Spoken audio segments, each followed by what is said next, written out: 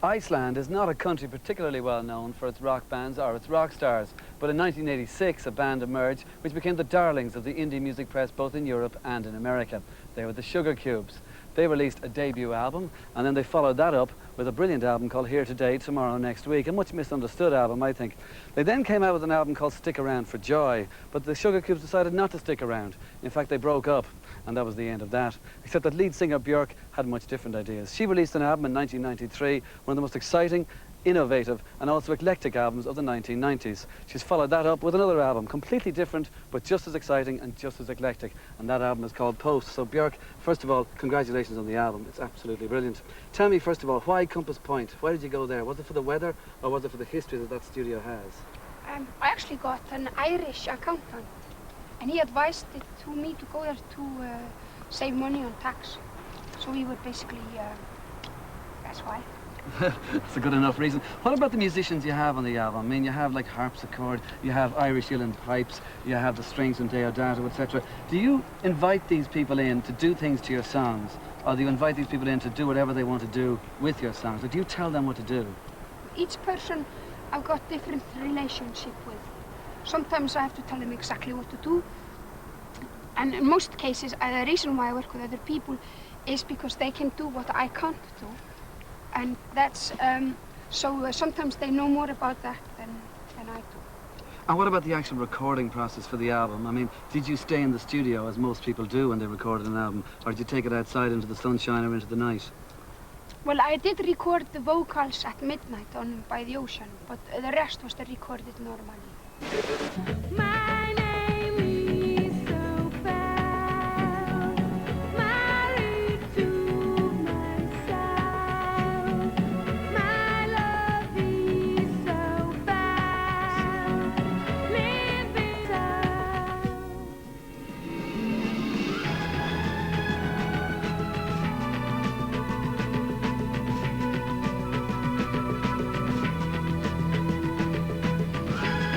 When she does it, it means to.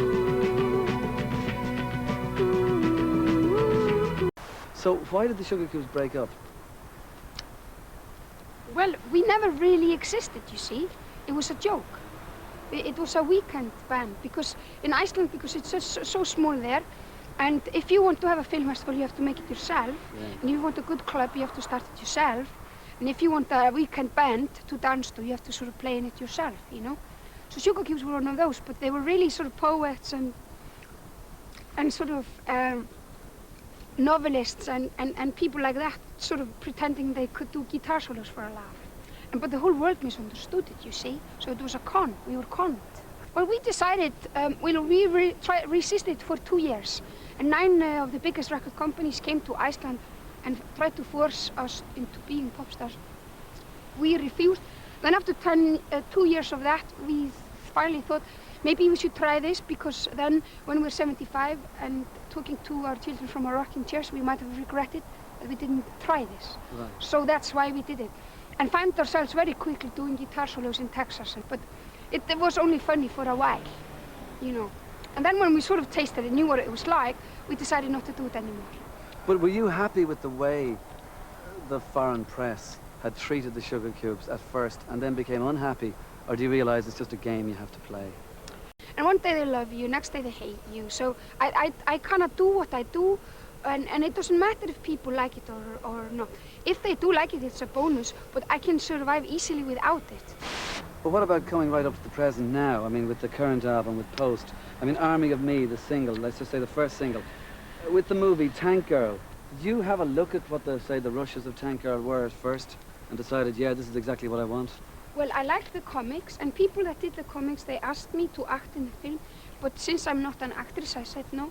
And then they asked me to put a song in the film, but I asked them to see the film, and they wouldn't let me see it for some stupid reason. And then they gave me, they sent me the trailer, which doesn't really show you the ingredients of films. It just shows you the surface of it. And I thought the surface was kind of all right. And since they wouldn't let me see the picture, I flipped the coin and then ended up giving them the song. Stand up, you've got to manage. And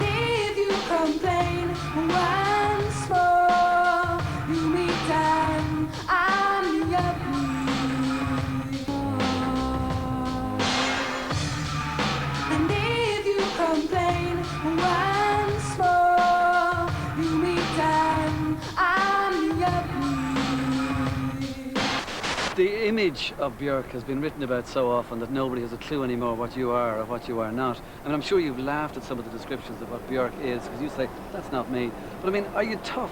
Are you hard to work with? I feel very strongly, I'm very stubborn about my ideas and feel very strongly. But probably because my mother was a hippie in the good sense of the word, I was a punk. I've been brought up with, in a way that I don't control other people and other people don't control me. As long as you will let me be myself, I won't be aggressive to you, and vice versa, you know. And that's the sort of philosophy I believe in. Also, you said before that your favorite subject at school was mathematics. Would you bring a mathematical mind or a bent to the way you make your songs, record your songs, or write your songs? Music and mathematics are the same thing, you see. And it's a known phenomenon that children who are talented musically, they're very good in mathematics. They may be crap in everything else, and vice versa. It is because of the structure. Half of music, people think music is this gorgeous, completely abstract thing, which is true, but the thing which is gorgeous about music, it's got these complete contrast, opposites. Half of it is complete mathematics, the structure of like rhythm is just mathematics, like 1, 2, 3, 4, or 7.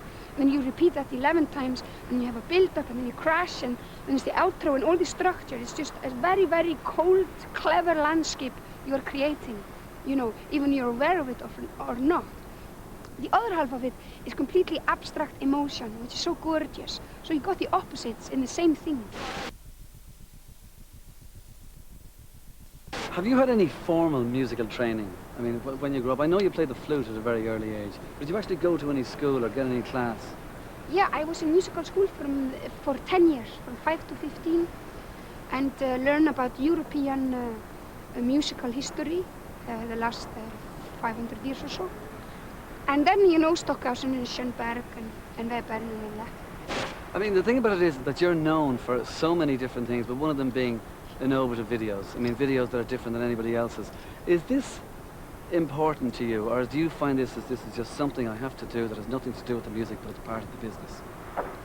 Well, basically, I come from a bit of a punk background, where I think all you have to do is kind of like scream a song in the microphone and then go home and sulk. And then slowly, surely, I've sort of found out that maybe that's not the way to do it. And maybe this is a pathetic, boring explanation, but since I am a woman and a mother of a child, it began especially with debut. I felt that my songs were like my children. And with children, you can't just give birth to them and then say, see you later, you know? You have to make sure you don't own them or anything, but you have to make sure that they get the best education possible, the best health care, that they are introduced to human nature and learned how to deal with it so people don't treat you badly, and all those things. And then maybe when the kid is 15 or 20 or something, it has to manage on its own, you know? With my music, I tend to try to protect it as much as I can, all the way till it's in a record shop. So it will get the album sleeve that it deserves, it will get the video it deserves, it will get the photographs it deserves. And the photographs are not of me. They are of the person who made that music. And the videos are not about me, they're about the music. And that's why I follow up so closely on everything that is done with my music, very, very firmly. And it's not because I'm a control freak and I want to control the universe, because that's probably the thing I'm least interested in, but because I'm very protective towards my music, that's why.